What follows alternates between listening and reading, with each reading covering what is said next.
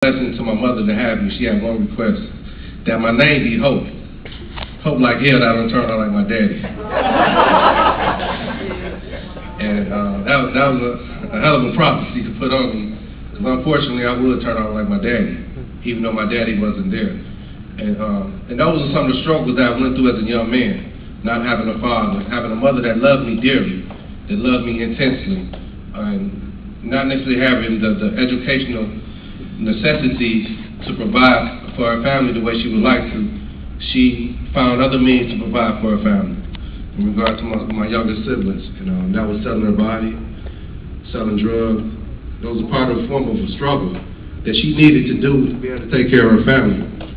Me being the oldest of the other family, I saw a lot of things but couldn't comprehend it because I was so young. But one thing I did recognize was the struggle that my mother was going through, and the love that she shared for me and my younger sisters. And that love was the bond that kept us together and was able to sustain us through a lot of the tough times that we experienced going through that. My grandfather was there, and as she would continue to struggle, she began to abuse alcohol. And during that period, I began to abuse the streets. And the streets became the co-period. We began to fill a lot of voids in my life that I was missing in the household. I was a young man that was full of a lot of anger. I was a young man that was confused about a lot of things. But again, that was another form of struggle. However, didn't comprehend that struggle. And a lot of times in our lives, we're struggling. We don't even realize that we're struggling.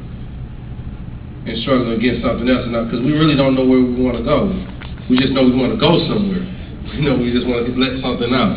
And for me, in struggling the way I did that early on in my life, I became a guy that fought a lot. Fighting, it became a therapeutic way of dealing with a lot of the anger I had towards my mother for the times that she with me. And she was justified so. But as a single mother raising a man, or a young boy to be a man, there was a lot of struggles there. Again, me not understanding her, she not understanding me. And I would begin to take a lot of my anger and frustration out on people, because I didn't learn how to struggle the right way. Struggle how to sit down and say I'm mad or I'm angry or et cetera, et cetera. I began to test authority, particularly from women.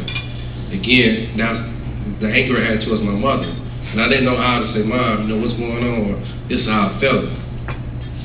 And it wasn't until I was around 15 years old that my mother made me a ward of the state. And when she made the decision to make me a ward of the state, I felt betrayed, I felt hurt. I was devastated as a young man, because at the time, my mother, she was all I had.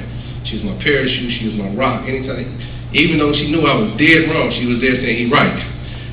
And so when she made that decision, I was confused. I couldn't really comprehend the decision that was made, not realizing I helped her make that decision due to a lot of struggles that I was going through, putting her life in jeopardy, putting my sister's life in jeopardy, a lot of unhealthy decisions that I was making. Again, another form of struggle, but I'm struggling negatively, I'm struggling unproductively. A lot of us struggle unproductively in relationships, struggle unproductively with our children, because sometimes we don't have the necessary education, we don't have the necessary resources to help us, and we lack the support system to kind of navigate us through those struggles. So we end up coming out on the wrong side of it. But again, we're still struggling. And so when I got to that point where I'm in the youth home and I'm looking at it, it was the best thing for me at that moment because it slowed me down and it made me evaluate. So then that began to separate the negative struggle from the positive struggle. Now I'm evaluating the things, the decisions that I was making.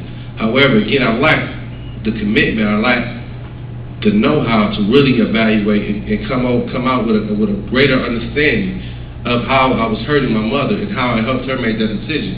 I remember when she came to visit me, I'm angry, and they're like, your mama coming to visit you, or somebody got to visit, and I tried to run this guilt trip on her, and she was like, actually, our parents know us best, and that's why I'm laughing, because, I'm happy to be here. I'm happy I can reflect on that time, and the things that my mother shared with me that day was like, how can you be mad at me when it was you that had somebody come knock at my door trying to kill you and couldn't kill me? How can you be mad at me when someone came and threw a firebomb at my house trying to kill you, could have killed me and your sister? But again, I was bathed in the ignorance in my struggle. And then, let me share with this. There's nothing wrong with being ignorant. But there is something wrong with remaining ignorant. You know, we are ignorant because we all don't know it all. So that's again that allowed me to struggle in an ignorant way. And when I came home from the training school, I know me and my mother, it was the first time in our life that we was able to sit down and talk about certain things. And we both wasn't influenced by our favorite things, which for her was alcohol, which was for me running the streets. So when I came home, I came home with an idea of what I wanted to do. An idea of finally want to be a boy or son to my mother. Finally want to do good, struggle the right way. However, again, I didn't have the foundation that to consistently support me struggling the right way. I was struggling the right way for other people, just trying to appease them. So my bottom really wasn't there. And when I fell down and hit the ground real hard. And when I tried to get back up, I tried to kill myself because I couldn't foresee where I was going. The terrain I was starting to travel now was unfamiliar to me. It scared the hell out of me, actually. It scared me to the point where I didn't even want to be on this earth no more. Because I wanted to do right, but I didn't know how to do right. I didn't know how to struggle the right way. Again, I'm lacking information. I'm lacking the commitment, the inner strength that we need to find within ourselves when we're by ourselves, and you're looking at maybe being abused by a man that you don't want to be with, and find the inner strength to lead this man. Take your kids, and you don't know what tomorrow's going to bring, but you got to get out of this situation, and that you're going to make the best out of it, whatever comes. And that takes a courageous person. That takes a person that has tough skin. That takes a person that has the mental toughness despite what other people think about them, what they think about themselves, and just get out here and make it do what it do, as they say. And I lacked that. And I lacked it to the point where, again, I tried to kill myself. As you can see, I was unsuccessful. I took some antibiotics. Didn't know they weren't going to do nothing for me. So I ended up going back to what I knew best, which was the streets. And sometimes we find ourselves as we struggle to go back what we know best. And what we think we know best is actually not good for us. It's unhealthy.